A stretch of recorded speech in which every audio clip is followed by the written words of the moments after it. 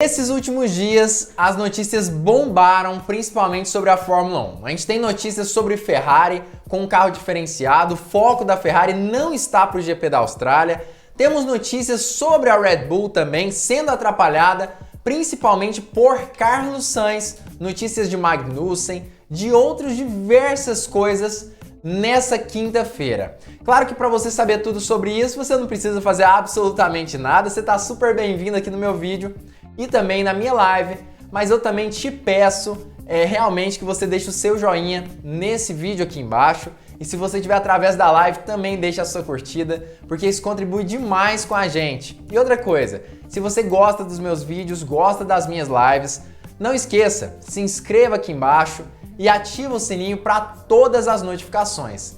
Não esqueça disso. E vamos começar falando aí sobre Kevin Magnussen, sobre a Haas especificamente. E na verdade é sim uma das coisas mais importantes que tem acontecido nesse ano, uma equipe que tem sim se destacado quando a gente para analisar de uma forma geral, é a Haas com toda certeza. E a grande questão é justamente que Kevin Magnussen nos surpreendeu e surpreendeu muito nesse ano de 2022. Magnussen é sim um piloto diferenciado e que está trazendo a possibilidade de uma Haas completamente nova nesse ano de 2022. A grande questão mesmo é que Magnussen é sim um grande piloto, principalmente nesse ano, e que conseguiu marcar 12 pontos nas suas duas primeiras corridas do campeonato. Os únicos pontos da Haas até esse momento. E não para por aí. Apesar disso tudo, apesar desse grande desempenho de Kevin Magnussen, isso ainda vem com muita dificuldade do piloto, justamente porque ele não estava nem um pouco acostumado com esse desempenho aí da Fórmula 1, com um carro, por exemplo, da Haas, com tanta pressão aerodinâmica, com um chassi tão rápido e, consequentemente, muito veloz de curvas especificamente. E ainda por cima, isso acaba fazendo com que ele sofra muito com relação a como o carro acaba reagindo ali com ele. Mas segundo um dos preparadores físicos ali do piloto, ele deve estar em forma nos próximos 3 meses e isso deve fazer com que ele se recupere ali de forma física na Fórmula 1. Outra questão muito importante que aparentemente tem sido o protagonista desse ano de 2022, quando a gente para analisar aí com relação às novas peças da Fórmula 1, é sim o assoalho dos carros.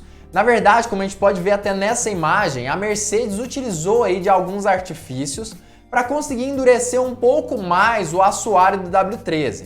A gente pode perceber aí que ela utilizou de alguns cabos ali que são presos diretamente no carro e a intenção é sim endurecer essas abas laterais do assoalho.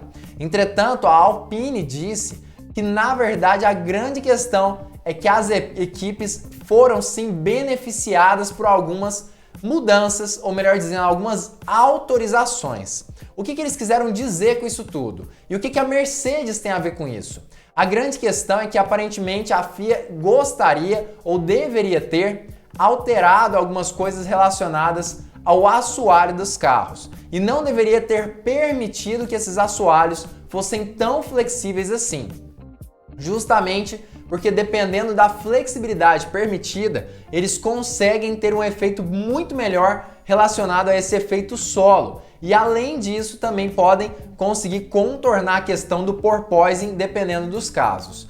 A Alpine criou um assoalho extremamente rígido, o que, segundo eles mesmos, acaba gerando um grande déficit em relação às outras equipes. A grande questão é que os assoalhos não podem ser rígidos nas abas do carro, não podem ser rígidos nas extremidades, porque na verdade não podem ser rígidos na parte central, devem ser rígidos nas extremidades, porque quando são mais rígidos nas extremidades, eles conseguem prevenir o fenômeno do porpoising, mas quando são rígidos como um todo, isso acaba prejudicando a questão do efeito solo do carro, que é a principal forma de gerar downforce nos carros de 2022.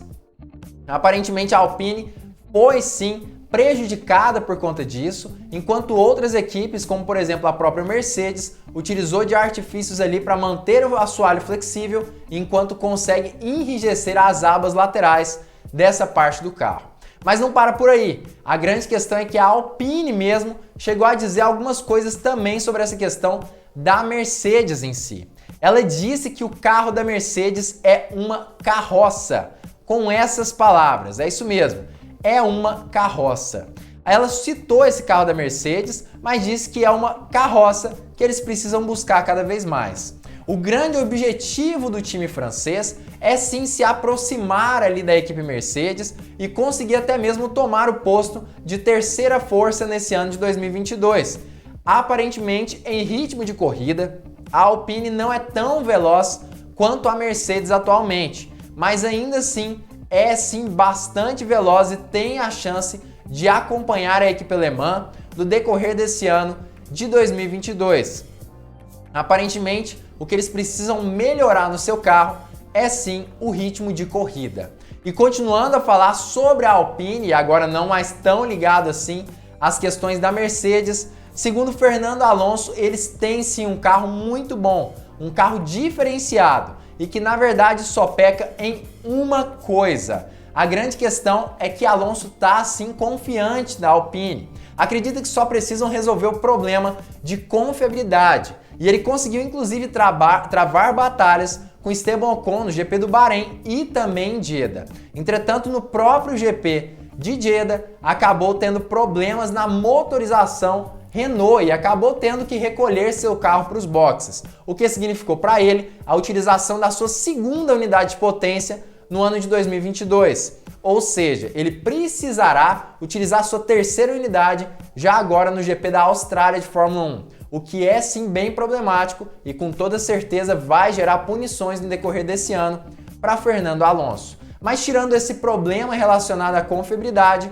Alonso diz que o carro é muito bom e que essas batalhas entre ele e Esteban Ocon são justas, existe muito respeito e que ele está confiante de que novas atualizações devem chegar até o GP de Imola. E por falar em atualizações, não tem como a gente sair desse vídeo sem falar sobre a equipe Ferrari, que é a equipe conhecida aí por ter o carro mais equilibrado desse ano de 2022.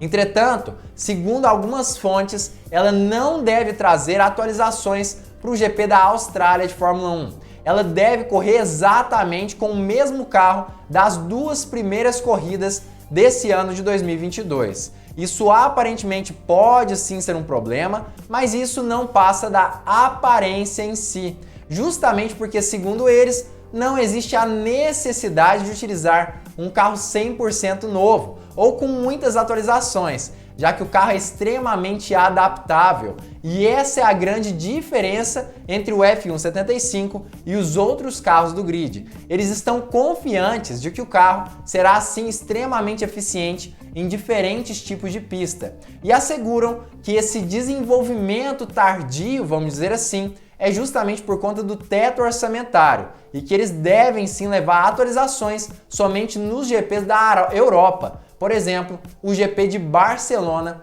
de Fórmula 1. Inclusive, justamente por conta da Ferrari que a Red Bull tem falado tanto sobre alguns tipos de prejuízo no decorrer desse campeonato. A Ferrari aparentemente tem tido certo controle do campeonato, não apenas por conta do GP do Bahrein, onde Sérgio Pérez e Max Verstappen terminaram o GP com quebras, ali do seu carro. Na verdade, a grande questão é que, segundo Mattia Binotto, os dois pilotos ali, segundo Christian Horner, melhor dizendo, os dois pilotos da Ferrari têm andado muito bem juntos. A grande questão é que Charles Leclerc tem conseguido vencer muitas corridas ou ficar pelo menos em segundo lugar, enquanto Carlos Sainz fica atrás de Max Verstappen. E qual que é o grande problema nisso?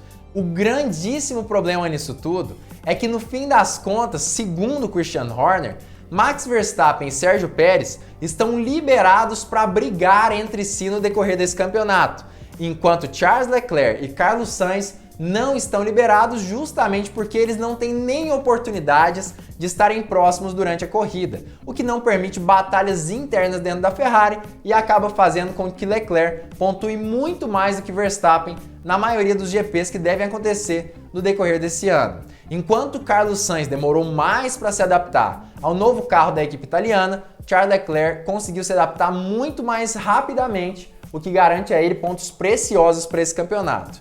Agora, a grande questão é que não pode fazer a gente se calar. Será que isso realmente faz sentido? Será mesmo que a Ferrari deve acabar ameaçando a Red Bull porque a disputa interna é menor? Será que isso faz sentido mesmo? Comenta aqui embaixo o que você acha sobre isso, você estando no corte do Hora do Piloto ou na live, que eu quero saber o que você pensa. Mas na minha opinião, isso não faz sentido algum, justamente porque até agora Sérgio Pérez não terminou nenhuma corrida à frente de Verstappen. No único GP que ele teve alguma sessão ali superior ao piloto holandês, ele acabou terminando atrás de Verstappen, que foi o GP de Jeddah. Ou seja, mesmo conseguindo a pole position em Jeddah, ele ainda assim terminou lá atrás do grid e conseguiu fazer com que Verstappen vencesse. Até agora, Verstappen não foi prejudicado por conta de batalhas internas e aparentemente Carlos Sainz pode ter atrapalhado Verstappen, mas apenas em situações de troca de pneus, por exemplo, com a possibilidade de um overcut, por exemplo.